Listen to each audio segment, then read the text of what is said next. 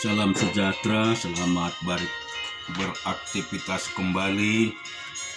Kiranya hari ini lebih baik dari hari kemarin. Berkat dan pemeliharaan Tuhan selalu ada di hidup kita. Kita baca dan renungkan firman Tuhan dari Matius pasal 12 ayat 1 sampai dengan yang ke-15a. Pada waktu itu, pada hari Sabat, Yesus berjalan di ladang gandum. Karena lapar, murid-muridnya memetik bulir gandum dan memakannya. Melihat itu, berkatalah orang-orang Farisi kepadanya, "Lihatlah, murid-muridmu berbuat sesuatu yang tidak diperbolehkan pada hari Sabat." Tetapi jawab Yesus kepada mereka, "Tidakkah kamu baca apa yang dilakukan Daud ketika ia dan mereka yang mengikutinya lapar? Bagaimana ia masuk ke dalam rumah Allah dan bagaimana mereka makan roti sajian yang tidak boleh dimakan, baik olehnya maupun oleh mereka yang mengikutinya, kecuali oleh imam-imam? Atau tidakkah kamu baca dalam kitab Taurat bahwa pada hari-hari Sabat imam-imam melanggar hukum Sabat di dalam bait Allah, namun tidak bersalah? Aku berkata kepadamu, di sini ada yang melebihi bait Allah. Jika memang kamu mengerti maksud firman ini, yang ku kehendaki ialah belas kasihan dan bukan persembahan, tentu kamu tidak menghukum orang yang tidak bersalah, karena Anak Manusia adalah Tuhan atas hari Sabat." Setelah pergi dari sana, Yesus masuk ke rumah ibadat mereka. Di situ ada seorang yang mati sebelah tangannya. Mereka bertanya kepadanya, "Bolehkah menyembuhkan orang pada hari Sabat?" Maksud mereka ialah supaya dapat mempersalahkan dia. Tetapi Yesus berkata kepada mereka, "Jika seorang dari antara kamu mempunyai seekor domba, dan domba itu terjatuh ke dalam lubang pada hari Sabat, tidakkah ia akan menangkap dan mengeluarkannya? Bukanlah manusia jauh lebih berharga daripada domba? Karena itu boleh berbuat baik pada hari Sabat." Lalu kata Yesus kepada orang itu, "Ulurkanlah tanganmu," dan ia mengulurkannya, maka pulihlah tangannya itu dan menjadi sehat seperti tangannya yang lain. Lalu keluarlah orang-orang Farisi itu dan bersekongkol untuk membunuh dia. Tetapi Yesus mengetahui maksud mereka, lalu menyingkirlah dari sana. Kita akan baca di Ayub 19 ayat 1 sampai 15. Tetapi Ayub menjawab, "Berapa lama lagi kamu menyakitkan hatiku dan meremukkan aku dengan perkataan? Sekarang telah 10 kali kamu menghina aku. Kamu tidak malu menyiksa aku. Jika aku sungguh tersesat, maka aku sendiri yang menanggung kesesatan itu. Jika kamu sungguh hendak membesarkan diri terhadap aku dan maksud celaku sebagai bukti terhadap diriku, insipilah bahwa Allah telah berlaku tidak adil terhadap aku dan menebarkan jalannya atasku. Sesungguhnya aku berteriak kelaliman, tetapi tidak ada yang menjawab aku. Berseru minta tolong, tetapi tidak ada keadilan. Jalanku ditutupnya dengan tembok sehingga aku tidak dapat melewatinya, dan jalan-jalanku itu dibuatnya gelap. Ia telah menanggalkan kemuliaanku dan merampas mahkota di kepalaku. Ia membongkar aku di semua tempat sehingga aku lenyap, dan seperti pohon harapanku dicabutnya. Murkanya menyala terhadap aku dan menganggap aku sebagai lawannya. Pasukannya maju serentak, mereka merintangi jalan melawan aku, lalu mengepung kemahku. Saudara-saudaraku dijauhkannya dari padaku, dan kenalan-kenalanku tidak lagi mengenal aku. Kaum kerabatku menghindar, dan kawanku melupakan aku. Anak semang dan budak perempuanku menganggap aku orang yang tidak dikenal. Aku dipandang mereka orang asing.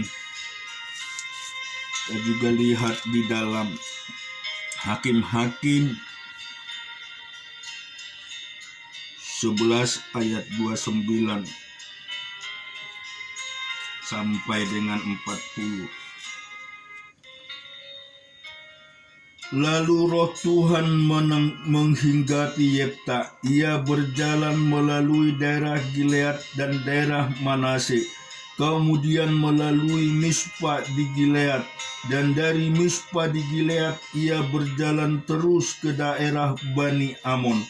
Lalu bernasarlah Yefta kepada Tuhan, katanya, "Jika engkau sungguh-sungguh menyerahkan Bani Amon itu ke dalam tanganku, maka apa yang keluar dari pintu rumahku untuk menemui aku pada waktu aku kembali dengan selamat dari Bani Amon, itu akan menjadi kepunyaan Tuhan, dan aku akan mempersembahkannya sebagai korban bakaran." Kemudian Yefta berjalan terus untuk berperang melawan Bani Amon, dan Tuhan menyerahkan mereka ke dalam tangannya.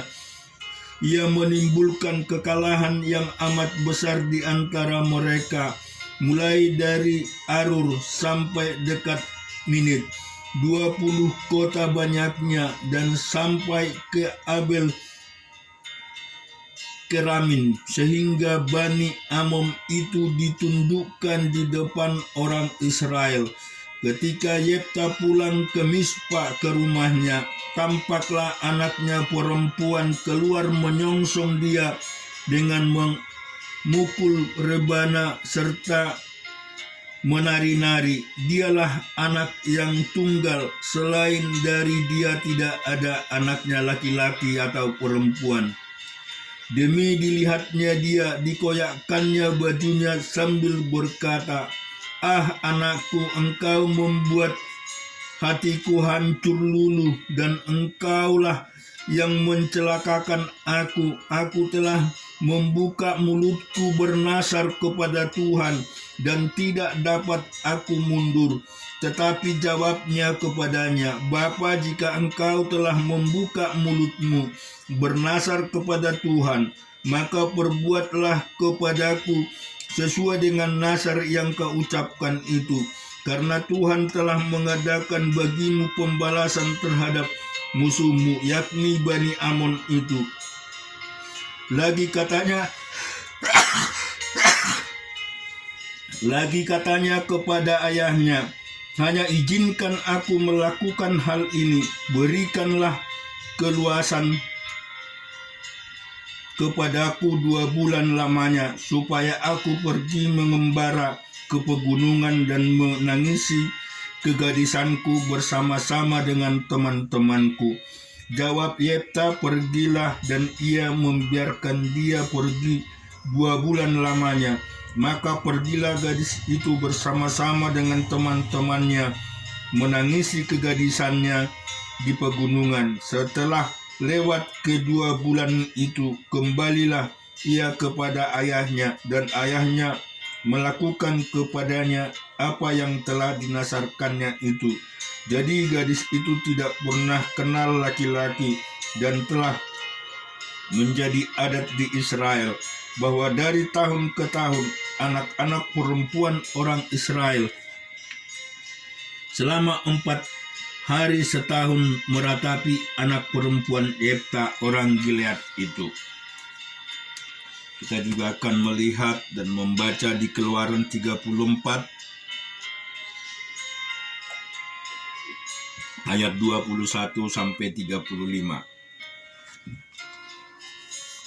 6 harilah lamanya engkau bekerja, tetapi pada hari yang ke-7 haruslah engkau berhenti. Dalam musim membajak dan musim menuai haruslah engkau memelihara hari perhentian juga, hari raya 7 minggu, yakni hari raya buah bugaran dari penuaian gandum. Haruslah kau rayakan juga hari raya pengumpulan hasil pada pergantian tahun 3 kali setahun. Segala orangmu yang laki-laki harus menghadap ke hadirat Tuhanmu, Tuhan Allah Israel, sebab aku akan menghalau bangsa-bangsa dari depanmu dan meluaskan daerahmu, dan tiada seorang pun yang akan mengingini negerimu. Apabila engkau pergi untuk menghadap ke hadirat Tuhan Allahmu 3 kali setahun, janganlah darah korban sembelihan yang kepadaku kamu persembahkan bersama sesuatu yang berarti dan yang beragi, dan janganlah ada yang dari korban sembelihan pada hari raya Paskah bermalam sampai pagi. Yang terbaik dari buah bugaran hasil tanamanmu haruslah kau bawa ke dalam rumah Tuhan Allahmu. Janganlah engkau masak anak kambing dalam susu induknya. Berfirmanlah Tuhan kepada Musa, tuliskanlah segala firman ini, sebab berdasarkan firman ini telah kau adakan perjanjian dengan engkau dan dengan Israel.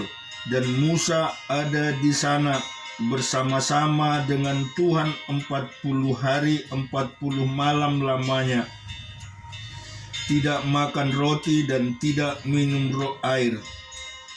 Dan ia menuliskan pada loh itu segala perkataan perjanjian, yakni ke-10 firman. Ketika Musa turun dari gunung Sinai, kedua loh hukum Allah ada di tangan Musa. Ketika ia turun dari gunung itu, tidaklah ia tahu bahwa kulit mukanya bercahaya, oleh karena ia telah berbicara dengan Tuhan. Ketika Harun dan segala orang Israel melihat Musa, tampaklah kulit mukanya bercahaya, maka takutlah mereka mendekati dia. Tetapi Musa memanggil mereka, maka Harun dan segala pemimpin jemaah itu berbalik kepadanya, dan Musa berbicara kepada mereka. Sesudah itu mendekatlah segala orang Israel, lalu disampaikannya lah kepada mereka segala perintah yang diucapkan Tuhan kepadanya di atas gunung Sinai. Setelah Musa selesai berbicara dengan mereka, diselubungkannya lah mukanya. Tetapi apabila Musa masuk menghadap Tuhan untuk berbicara dengan dia, ditanggalkannya lah selubung itu sampai ia keluar. Dan apabila ia keluar, dikatakanlah kepada orang Israel apa yang diperintahkan kepadanya. Apabila orang Israel melihat muka Musa, bahwa kulit muka Musa bercahaya, maka Musa menyelubungi mukanya kembali sampai ia masuk menghadap untuk berbicara dengan Tuhan. Amin. Tuhan kiranya memberkati kita semua.